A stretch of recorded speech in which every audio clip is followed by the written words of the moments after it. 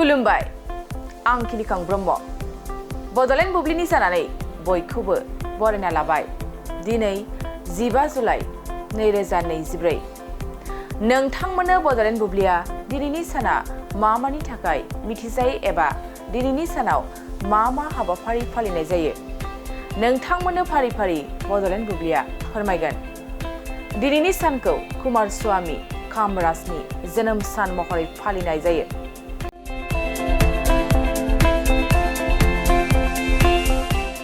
बोसोरफ्रोमबो 15 जुलाइआव तामिलनाडुआव कुमारस्वामी कामराज जोनोम सानखौ एडुकेशन डे महरै फालिनाय जायो। 2006 मायथाइनिफ्रायनो तामिलनाडुआव बे सानखौ सोलोंथायारि जौगाथाय सान महरै फालिनाय जायो।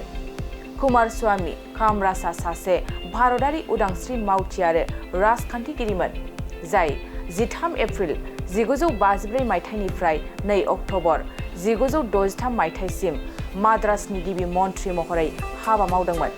लोगोसे बिथाङा इं 1964-1967 मायथाइनि गेजेराव भारतारि माहारियारि कंग्रेसनि आफादगिरि महरैबो हाबा मावदोंमोन। बेनि अनगायैबो दिनैनि सानखौ वर्ल्ड युथ स्किल्स डे,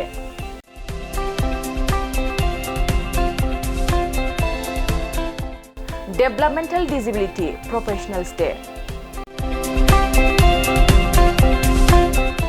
आरो the democracy and national unity day of Turkey महरै फालिनाय जायो।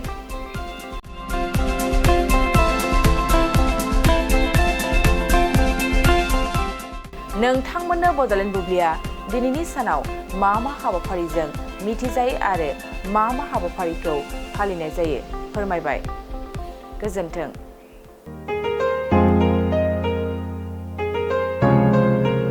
मोनसे फोसावथाय नोंथांमोननि थाखाय मोनसे गोजोनथाव खौरां लानानै फैदों।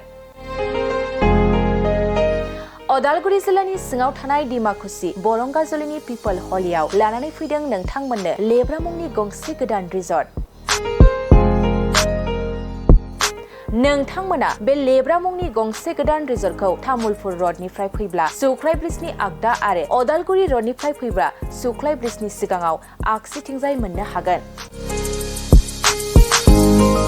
लेब्रा मुंनि गंसे गोदान रिजर्टआ नोंथांमोननो गोसोबायदि सुबिदा खालामनानै होनाय जादों। नोंथांमोना बे लेब्रा रिजर्टआव बर'नि गासै जाग्रा जामुंखौनो मोननो हानायजों लोगोसे बेवहाय नोंथांनि सुबिदा बायदि अर्डार खालामनानै जानो हागोन। जुदि नोंथांमोना तामुलपुरनिफ्राय अदालगुरिसिम थांनाय समाव ओंखामजों लोगोसे बायदिसिना जालांनो गोसो दंब्ला नैबे 8638879656 जानबुं नम्बराव कल खालामनानै सिगांग्रो अर्डार खालामहरनो हागोन।